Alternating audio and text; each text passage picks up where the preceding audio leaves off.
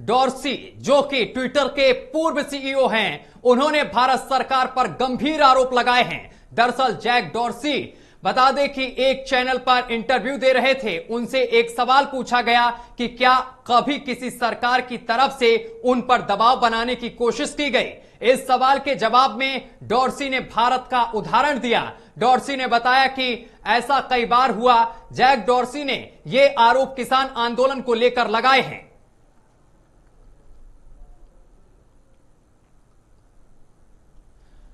तो Jack Dorsey ने तमाम गंभीर आरोप भारत सरकार पर लगाए हैं। बता दें कि जैक डॉर्सी ने किसान आंदोलन का जिक्र करते हुए तमाम गंभीर आरोप लगाए हैं।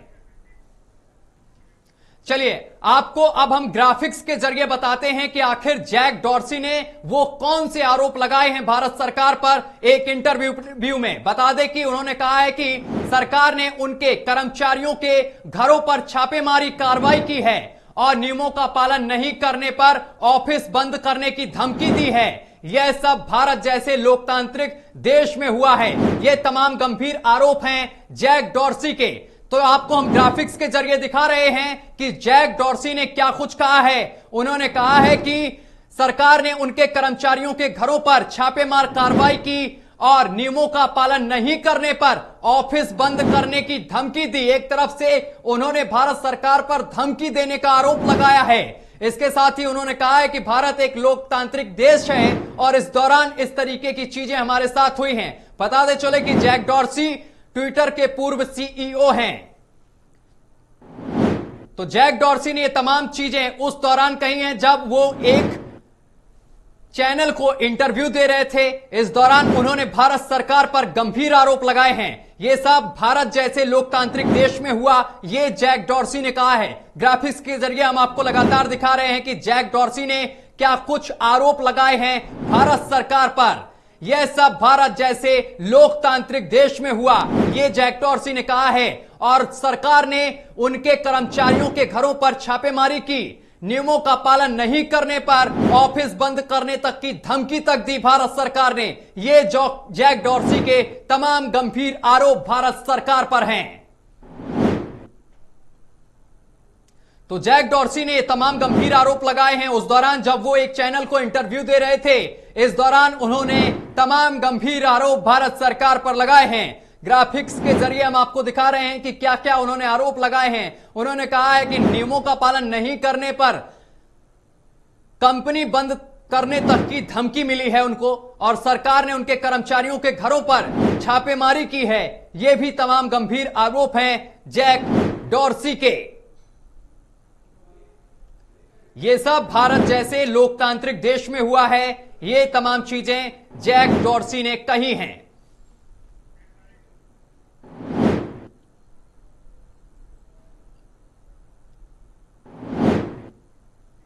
अब सोचिए, भारत जैसे लोकतांत्रिक देश पर जैक डॉर्सी जैसे लोग गंभीर सवाल खड़े कर रहे हैं। और समझिए, ये सब ऐसे समय पर हो रहा है जब आम चुनाव नजदीक हैं। हालांकि ये पहला मौका नहीं है जब बाहरी ताकतों ने भारत जैसे बड़े लोकतांत्रिक देश को नीचा दिखाने की कोशिश की हो। इस तरह की कुछ बाहरी ताकतें जो समय समय पर सक्रिय होती हैं और लिस्ट में जैक डॉर्सी भी शामिल हैं, जो कि ट्विटर के सीईओ रह चुके हैं और अब इस मामले पर कांग्रेस मोदी सरकार पर हमलावर हो गई है।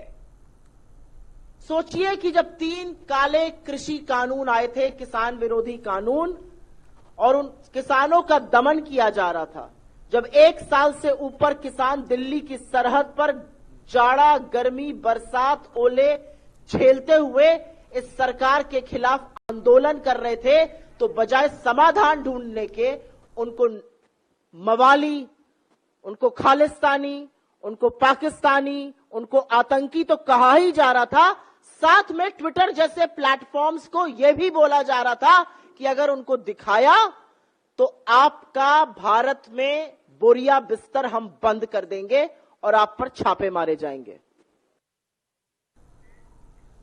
और अब पूरी कांग्रेस जैक डॉर्सी को सच साबित करने में जुट गई है, क्योंकि राहुल गांधी खुद विदेश में जाकर देश के बयानबाजी करते हैं। बता दें कि वो विदेश जाते हैं और देश के बयानबाजी कर देश की छवि को खराब करते हैं। और अब कांग्रेस को एक और बहाना मिल गया है सरकार को घेरने का। सुनिए कि किस तरह के सवाल अब खड़े किए जा रहे हैं कांग्रेसी नेताओं की तरफ से। Well, what Jack Dorsey has said is not surprising at all. In the past 9 years, after 2014, there has been a systematic erosion of the freedom of speech and expression and civil liberties in the country. Accounts of journalists to be blocked and be shut down. Or otherwise Twitter's office will be raided, their employees will be raided. This proves that we have dictatorship in garb of democracy in the country.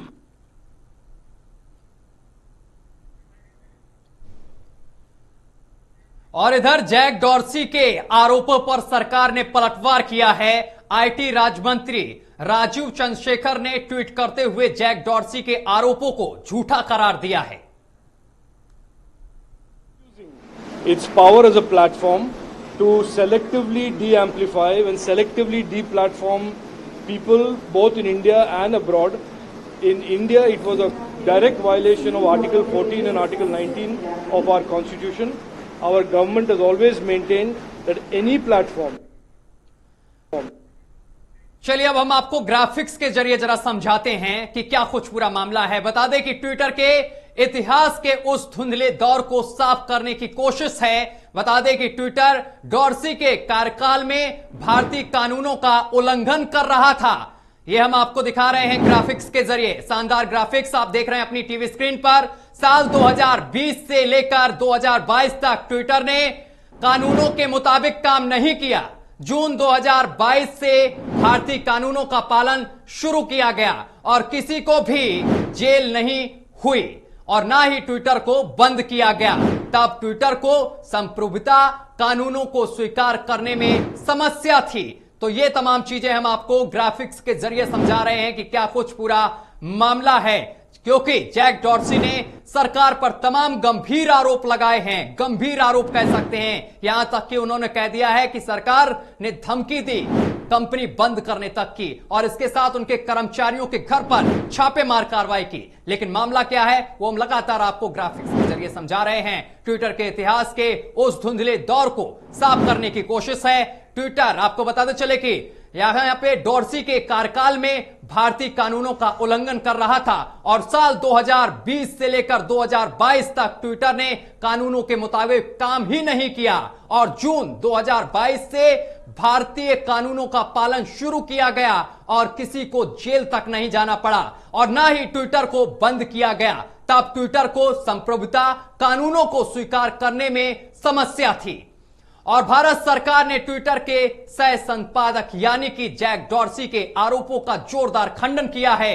केंद्रीय मंत्री राजीव चंद्रशेखर ने कहा है कि Jack Dorsey के समय Twitter न केवल भारतीय कानूनों का उल्लंघन कर रहा था बल्कि पक्षपातपूर्ण भी कर रहा था और हमारे संविधान के अनुच्छेद 14-19 के उल्लंघन में आपको बताते चले कि मनमानी कर रहा था और साथ ही गलत सूचनाओं को हथियार बनाने में भी मदद कर रहा था। आइए सुनाते हैं कि केंद्रीय सूचना एवं प्रसारण मंत्री अनुराग ठाकुर ने इस मामले पर क्या कुछ कहा है।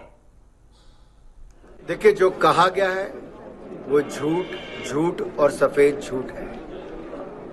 वर्षों की नींद के बाद जागे जैक डॉर्सी अपने काले कारनामों पर पर्दा डालना चाहते हैं।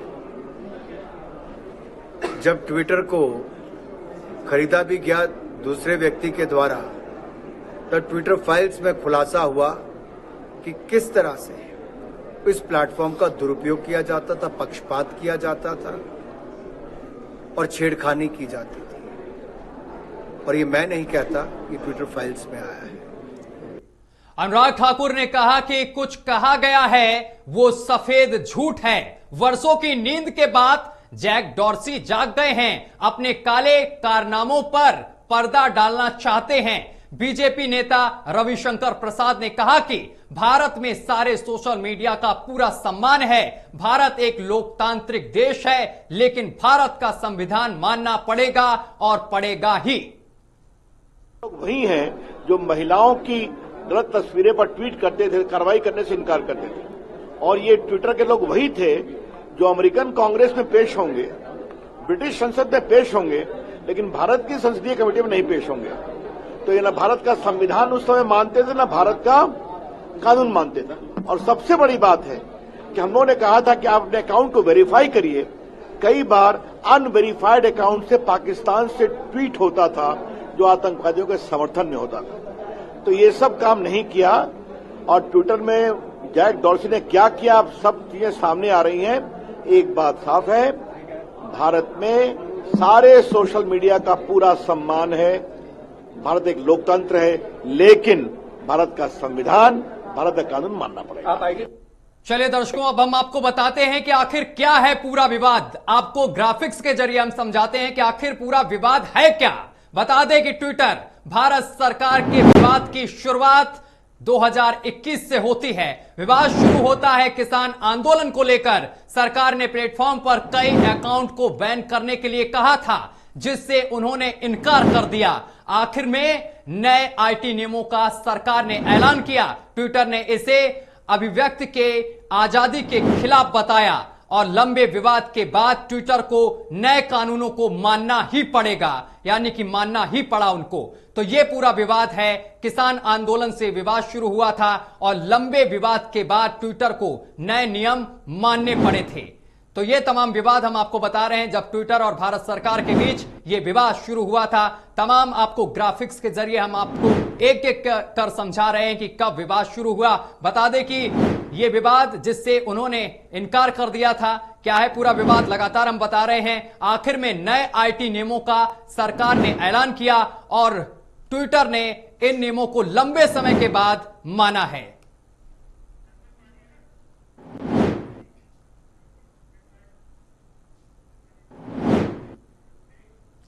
चलिए खबरों में आगे बढ़ेंगे। विपक्ष की महाबैठक की तैयारियों के बीच नीतीश सरकार को एक बड़ा झटका लगा है। जितिन राम मांझी के बेटे संतोष सुमन मांझी ने नीतीश कैबिनेट से इस्तीफा दे दिया है। संतोष सुमन मांझी ने यह कहते हुए नीतीश कैबिनेट से इस्तीफा दे दिया है। उन्होंने कहा है कि वो अस्तित्व बचाने के लिए कैबिनेट से बाहर हुए हैं, यानी कि नौबत अब अस्तित्व बचाने तक पहुंच चुकी है। विपक्ष को मजबूती देने की बात कही जा रही है, लेकिन यहां पार्टियां अपने अस्तित्व के लिए जूझ रही हैं। बोले तो नीतीश तेजस्वी की महागठबंधन सरकार को यह बड़ा झटका दिया है।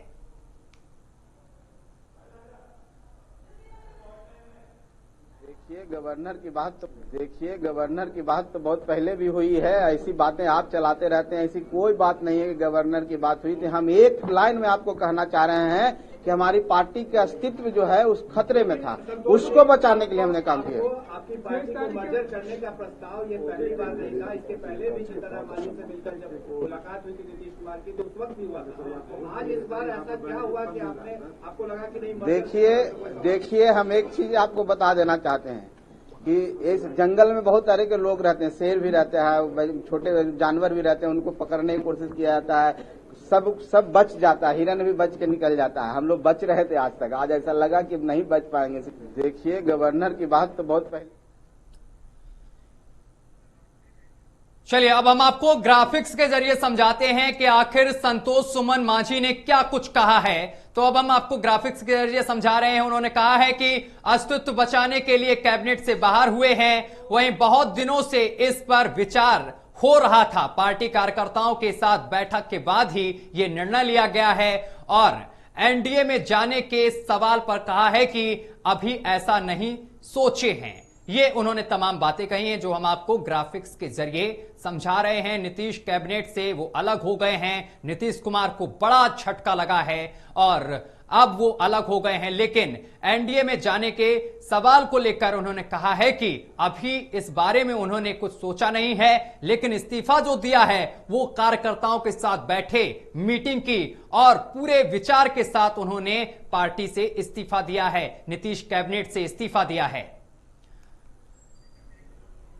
तो बड़ा ये उन्होंने ऐलान किया है, इस्तीफा दे दिया है और माना जा रहा है कि हम पार्टी पर जनता दल यूनाइटेड में विलय का दबाव था और जेडीयू के शीर्ष नेता लगातार हम पार्टी की तरफ से इसकी आधिकारिक घोषणा की मांग कर रहे थे, लेकिन यह सब संतोष मांझी को मंजूर नहीं था। तो हक मांगना हमारा हक है, ये उन्होंने कहा है ग्राफिक्स के जरिए जो हम आपको दिखा रहे हैं। 23 जून की पटना महाबैठक में हमें बुलाया नहीं गया, हमें एक पार्टी के रूप में मान्यता ही नहीं मिली, ये तमाम आरोप हैं। तो हम लोग बैठक में कैसे जा सकते हैं? जंगल में बहुत से जानवर होते हैं, बहुत दिनों से शिकार की हो रही थी कोशिश, ये तमाम चीजें कही हैं। अब पार्टी आगे की रणनीति तय करेगी। अब सोचेंगे। इसी साल फरवरी में जितिन राम मांझी ने विधानमंडल की बैठक में कहा था कि कसम खाकर कहता हूं कि मैं नीतीश कुमार को छोड़कर नहीं जाऊंगा। देखिए, बड़ा बयान दिया गया था जो हम आपको बता रहे हैं।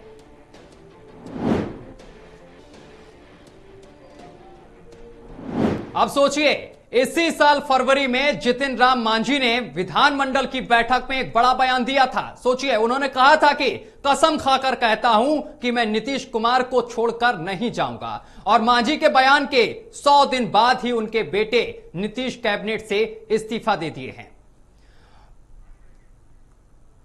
चलिए खबरों में आगे बढ़ेंगे। बता दें कि राजस्थान में बीजेपी कांग्रेस की अशोक गहलोत सरकार पर लगातार हमलावर है और आज बीजेपी ने सचिवालय का घेराव किया है। वहीं बीजेपी प्रदेश अध्यक्ष सीपी जोशी ने इस मोर्चे की कमान संभाल रखी थी। सचिवालय घेराव कार्यक्रम में बीजेपी के जयपुर शहर, जयपुर उत्तर और दक्षिण से हजारों की संख्या में कार्यकर्ता प्रदेश की सरकार के खिलाफ आवाज बुलंद करने पहुंचे और विरोध प्रदर्शन किया गया। पुलिस ने कुछ प्रदर्शनकारियों को हिरासत में भी लिया। पुलिस ने वाटर कैनन का भी प्रयोग कर बीजेपी कार्यकर्ताओं को तितिर बितिर करने की कोशिश की। इधर सतीश पुनिया और वसुंधरा राजे इस घेराव कार्यक्रम में शामिल नहीं हो सके। इससे पहले बीजेपी की जनसभा को संबोधित करते हुए प्रदेश प्रभारी अरुण सिंह ने कहा कि 3 साल में 22% करप्शन बढ़ा, हर डिपार्टमेंट में पोस्टिंग करप्शन से हो रही है। तो वहीं बीजेपी सांसद किरोड़ी लाल मीणा ने कहा कि अब बीजेपी खनन और जल जीवन मिशन घोटाले का खुलासा करेगी।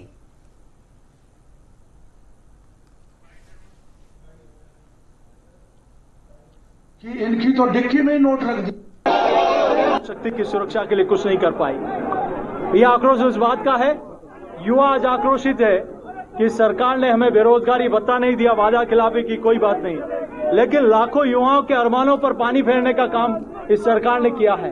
जिस प्रकार से पेपर लीक हुए हैं, आज गांव में बैठा मेरा भाई, मेरे बहन, जिन परिस्थितियों में उन्होंने तैयारी की और परीक्षा देने आने के बाद उनको लगता है कि मेरा पेपर लीक हो गया, तो आप सोचिए उसके अरमानों पर, उसके कैसे सपने तोड़ने का काम इस सरकार ने किया है।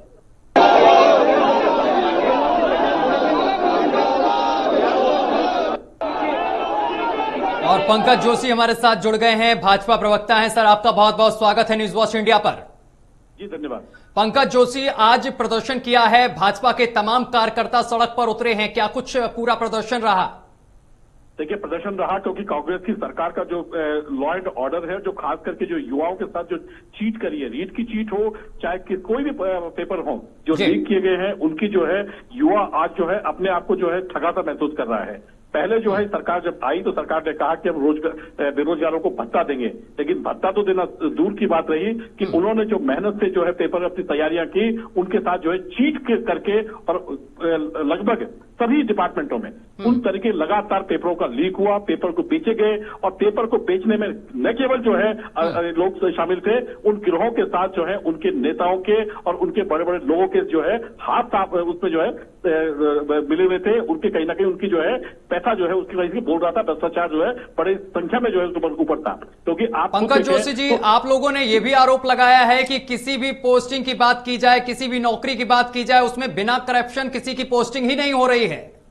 बिल्कुल बिल्कुल, आपने कहा कि पहली बार किसी प्रदेश में ऐसा हुआ कि जब 8 IAS ऑफिसर जो है उस घूस के मामले में जो है पकड़े गए और पकड़ने के बाद में उनको वही पोस्ट दे दी गई। अभी जो है आप देखिए कि एक लगातार जो है आईएएस ऑफिसर थे जिनको जो है लगातार शिकायत होने के बाद पकड़ने के बाद उनको दोबारा जो है उसी जो है नई पोस्ट पर दे दी। तो कहीं ना कहीं जो है आईएएस ऑफिसर्स को और उन अधिकारियों को केवल और केवल जो है उस वसूली के लिए लगा रखा है कि कहीं ना कहीं वो जो है काम करने के बीच पैसा दें और उसका पैसा जो है ऊपर तक पहुंचे। चलिए पंकज जोशी जी, बहुत बहुत शुक्रिया हमारे साथ जुड़ने के लिए, तमाम बातचीत करने के लिए। खबरों में आगे बढ़ेंगे। देश में लव जिहाद, फिर गेमिंग जिहाद और ना जाने कितने जिहाद हो रहे हैं, जिसमें लोगों को इस्लाम धर्म में परिवर्तित करने के लिए तमाम हथकंडे अपनाए जा रहे हैं और एक एक करके इन मामलों के खुलासे हुए तो इन मामलों को डिफेंड करने के लिए हिंदुओं का प्रोपेगेंडा कहकर मामला घुमाया जा रहा है। लेकिन कहते हैं कि लाख कोशिशें कर लें लेकिन सच छुपता नहीं है छुपाने से। तो इन्हीं मामलों के खुलासे को लेकर एक वीडियो सामने निकल कर आया है जिसमें उत्तर प्रदेश के बिजनौर का रहने वाला अमन खान खुद ही सब उगल रहा है और कह रहा है कि हमने हिंदू लड़कियों को लव जिहाद कर प्रेग्नेंट करने के लिए 50,000 मुझे दिए जाते हैं। ये तमाम बड़े चीजें वो बोलता हुआ इस वीडियो में नजर आ रहा है। और इससे आज तू क्या करने आया था भैया? भाई आज मैं इसे लेने आया। नाम क्या भाई तेरा? अमन खान। कड़ी का रहने वाला है? यूपी का, जिला बिजनौर का। बिजनौर का। अरे बुपणिया में क्या करा करे? बुपणिया में एक लड़की सेट कर, 2 लड़की सेट कर रखी है। अच्छा। हिंदुआ की। अच्छा। और जी लव जिहाद करने का काम हमारा। अच्छा। और जी हमें 50,000 रुपए मदरसे की तरफ से मिलते हैं। किस चीज के लिए मिलते हैं 50,000 रुपए? उन्हें लड़कियों को लव जिहाद करने का, उन्हें प्रेग्नेंट करने का। अच्छा। फिर ये इनको प्रेग्नेंट करने के बाद? इनको प्रेग्नेंट करने के बाद भाई बेचने का। अच्छा। हाँ भाई। अच्छा। ये काम हमारा। अच्छा। और इससे आज तू क्या करने आया था भैया? भाई आज मैं इसे लेने आया।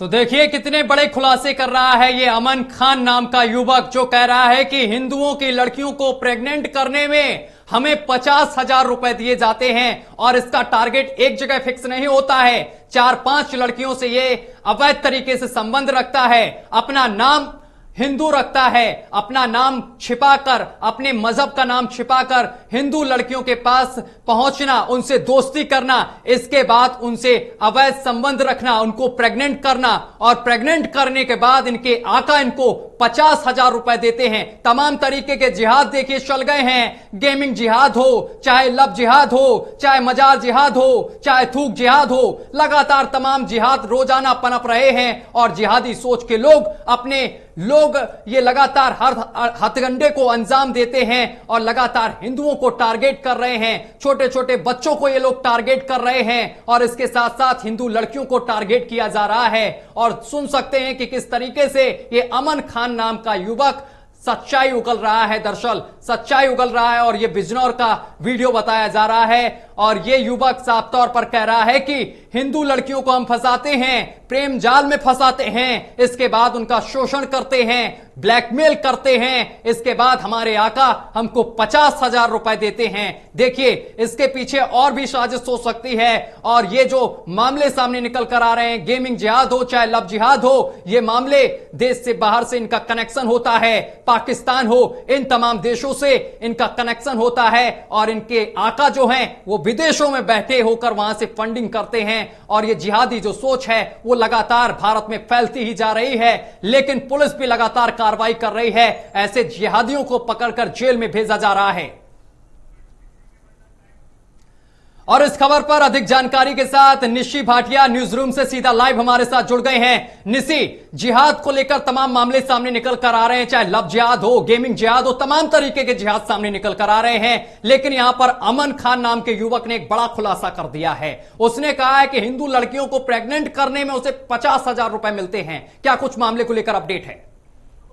जी बिल्कुल साथियों, जिस तरीके से एक मामला सामने आया, पहले आता है गेमिंग जिहाद, फिर उससे पहले भी आता है लव जिहाद, फिर उसके बाद तमाम तरीके के जिहाद सामने आते हैं जिसमें लड़कियों को झांसा दिया जाता है, चाहे वो सरकारी नौकरी के नाम पर हो चाहे किसी के नाम पर, उन्हें झांसा दिया जाता है। फिर उसके बाद उन्हें जाल में फंसाकर उनका धर्म परिवर्तन करा दिया जाता है। और ये आज का मामला नहीं है, कई सालों से चला आ रहा है। लेकिन जब साक्षी मर्डर केस हुआ और ऐसे तमाम मर्डर केस सामने आए जिसके बाद इन जिहादियों की पोल खुलती नजर आई और उसके बाद आप देख सकते हैं कि एक के बाद एक इन सब लव जिहाद के मामलों की कतार लग गई। और उस बीच अब खुद जिस तरीके से इस्लाम स्कॉलर्स आपको बता दें कि इसका पूरा प्रोटेक्शन करते हुए नजर आ रहे थे कि हम लोगों का नहीं, हमारी कुरान में ये चीजें नहीं लिखी गई है, हमारे कुरान में लड़कियों की इज्जत, उनको सम्मान करना हुआ लिखा है।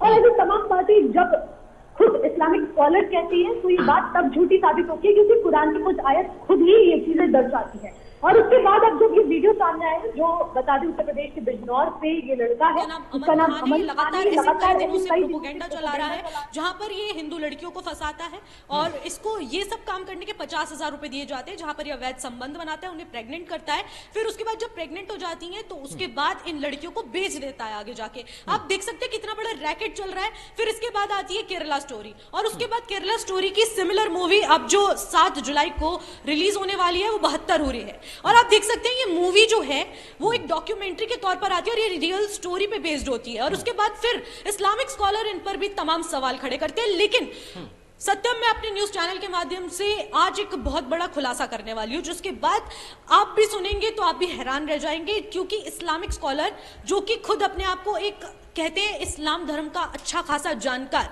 जो तमाम तरीके के मामलों को डिफेंड करते हैं, फिर अपने इस्लाम धर्म को सबसे अच्छा धर्म कहते हैं और उनकी खूबसूरती का जिक्र करते हैं, लेकिन इनकी कुरान में ही कुछ ऐसी चीजें लिखी हुई हैं जिसके बाद आप सुनेंगे तो आप भी हक्के बक्के रह जाएंगे। तो मेरे पास कुछ सबूत है, मैं आपको दिखाना चाहूंगी कि जिस तरीके से कहा जाता है कि इनमें सूरा और आयत होती हैं इनकी कुरान में, तो इन्हीं की सूरा और आयत में मैं बता दूं एक लिखा है कि गैर मुसलमानों को तब तक उनसे लड़ते रहें जब तक अल्लाह का धर्म पूरी तरह से दुनिया में स्थापित ना हो जाए।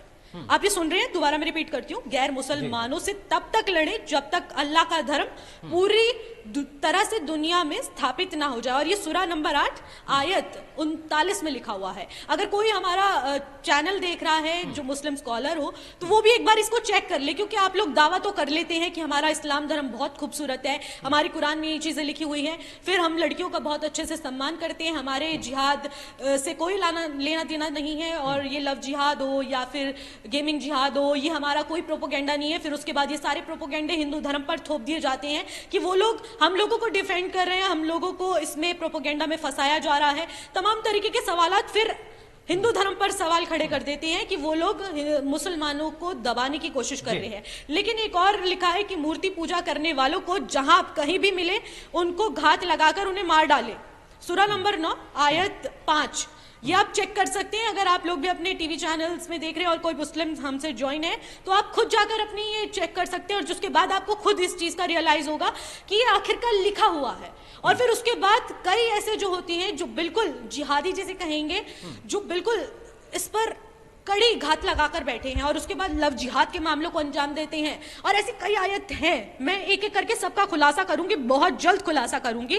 और जिस तरीके से जो बड़े बड़े दावा करते हैं कि लव जिहाद चल रहा है, गेमिंग जिहाद चल रहा है, लेकिन ये सब हिंदुओं का प्रोपोगेंडा है मुसलमानों को और इस्लाम धर्म की गलत छवि को दर्शाने के लिए। तो ये सब चलता है, तो इसलिए उनको डिफेंड कर दिया जाता है, लेकिन ऐसा कुछ नहीं है।